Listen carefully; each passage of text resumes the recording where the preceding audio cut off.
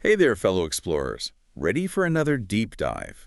Today we're tackling something you see every single day. Solids, liquids, and gases. Remember those from like way back in school? We're going to make it way more fun than any textbook, that's for sure. I'm ready to have my mind blown. So help me out here. We've got these three states of matter, right?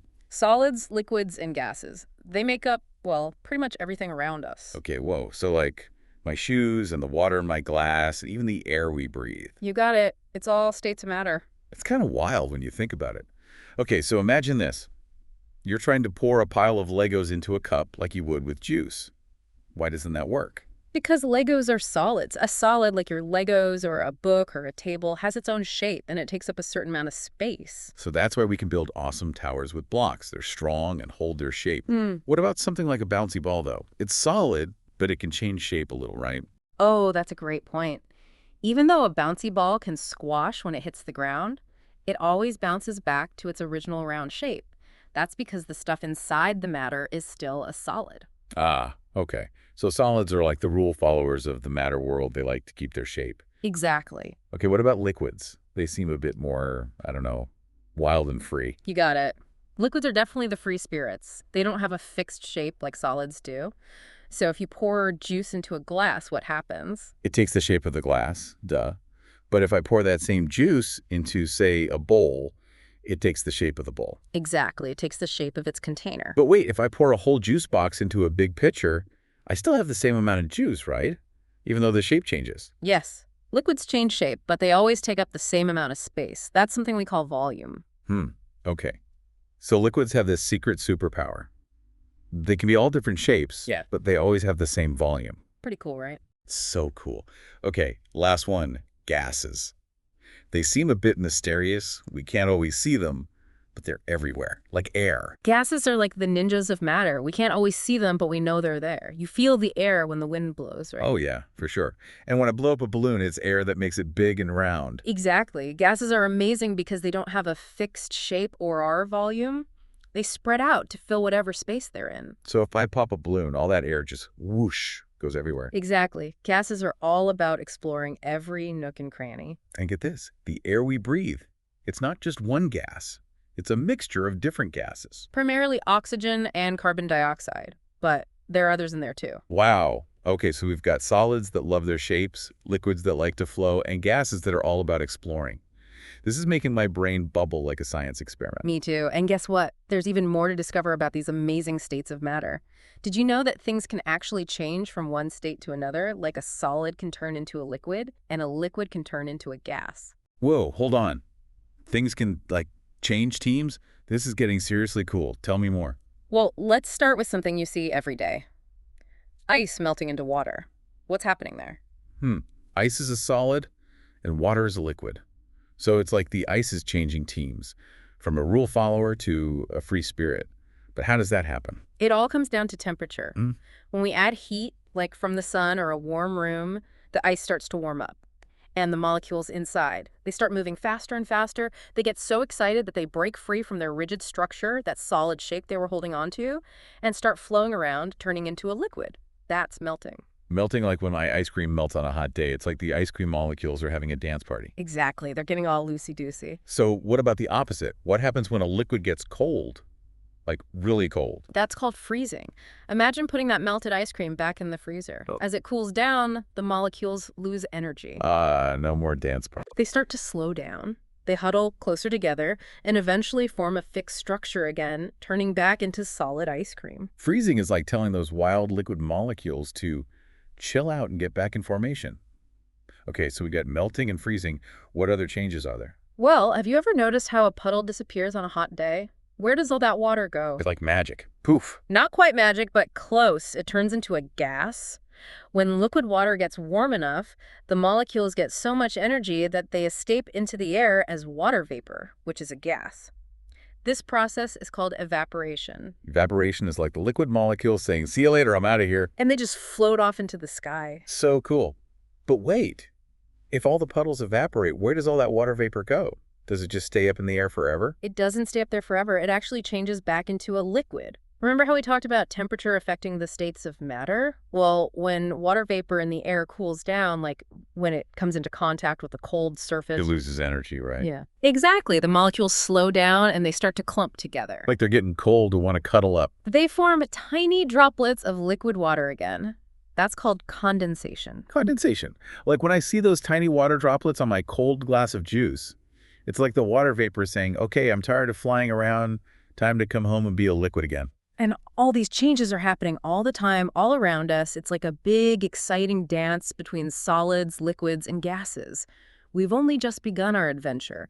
There's still so much more to explore in the amazing world of matter. My brain is officially overflowing with all this amazing science. Well, get ready for more, because up next we're diving into a really cool topic. Materials that blur the lines between states of matter. Think slime. Ooh, slime. I'm already intrigued. Let's do it. Oh. Slime. Okay, so we're talking about those weird materials that are kind of solids and liquids, right? Those ones that don't quite fit the mold. Exactly. Those rule breakers are called non-Newtonian fluids, and slime is like the poster child for them. Non-Newtonian fluids. That sounds so sci-fi. So that means slime isn't really a solid or a liquid. It's like something else entirely. You got it. It's like it has a secret identity. See, normal liquids like water have a certain thickness. Right. And it stays the same no matter what, right? Like you can shake up water all you want, but it's still just water. It doesn't get thicker. Exactly. But slime is different. Because if you poke it really fast, it feels like a solid. But if you move your finger slowly through it, it's all gooey and runny. It's so weird. That's exactly what makes non-Newtonian fluids so cool. Their viscosity, or how thick or runny they are, changes depending on the force you apply. Okay, so that's the science-y word for it. Viscosity. Exactly. So how does slime do that? What's its secret weapon? The secret ingredient in most slime is borax. Borax. Like the stuff people use for cleaning. The very same. Borax acts like a tiny bridge builder between the long chains of molecules in the glue. So it's like the borax is connecting all those glue molecules together, making them hold hands? You got it. Now, when you apply a sudden force to the slime, like a quick poke, those borax bridges hold strong and the slime acts like a solid. But when you move slowly, the bridges have time to break and reform so the slime can flow like a liquid. Whoa! So it all comes down to those tiny little borax bridges. Science is amazing. Totally mind-blowing. Yeah. So are there other sneaky non-Newtonian fluids out there, like hiding in plain sight? Oh, absolutely. Believe it or not, ketchup is a non-Newtonian fluid. Wait, ketchup, the stuff that I can never get out of the bottle. Yep. It's thick and gooey in the bottle, but when you give it a good shake or whack the bottom... It suddenly comes out. It's like magic. Not magic. Science. The force from the shake or whack breaks those borax, well, not borax and ketchup, but you get the idea, those little bridges between the molecules, making it flow easier. Yeah, so that's why people always bang on the bottom of the ketchup bottle. Okay, is there anything else? Ready for another one? Quicksand. Woo! Quicksand! Like the stuff that swallows people up in the movies? Quicksand can be dangerous, but it's also a non-Newtonian fluid. When it's undisturbed, it acts like a solid.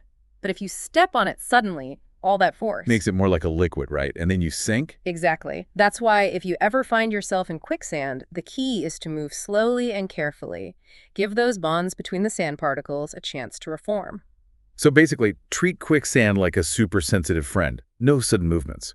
But thinking about quicksand and how it's this weird mix of solid and liquid, it makes me think back to what we learned about sound. Remember how sound needs something to travel through? Like a solid liquid or gas? Right. We call that a medium. Well, what about space? There's no air out there, so can astronauts even hear each other? That's a great question.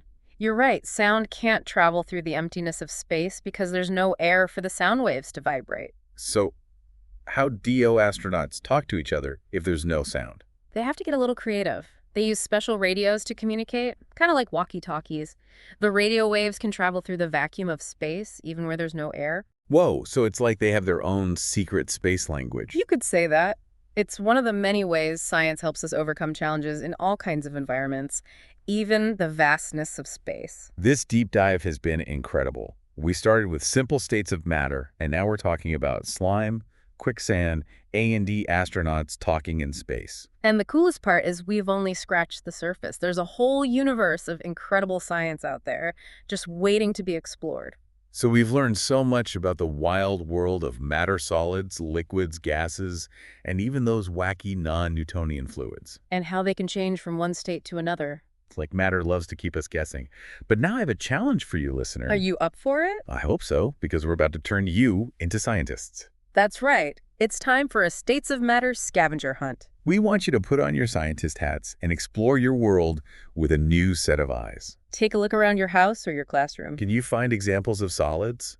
What about liquids? And don't forget about those invisible gases. I bet you can spot tons of solids. Your toys, your furniture, books, maybe even a pet rock. Liquids are everywhere too. Think of the water you drink, the juice in your fridge, the soap you use to wash your hands. Oh, and if you want to experience gas in action, just wave your hand in the air. You can feel the air molecules moving around your hand, even though you can't see them. And speaking of molecules, let's talk about sound for a second. Yeah. Remember how we said sound needs something to travel through? A solid, a liquid, or a gas? We call that a medium. Right. Well, now that you're thinking about those vibrating molecules, listen closely to all the sounds around you. The chirping of birds, the music on your radio, the voices of your friends and family. It's all thanks to those amazing vibrating molecules carrying sound waves to your ears. And guess what? You don't need a fancy laboratory or expensive equipment to explore the world of science. All you need is your curiosity and a sense of wonder. So keep exploring, keep asking questions. And keep having fun with science. Until next time, fellow explorers. Keep those brains bubbling.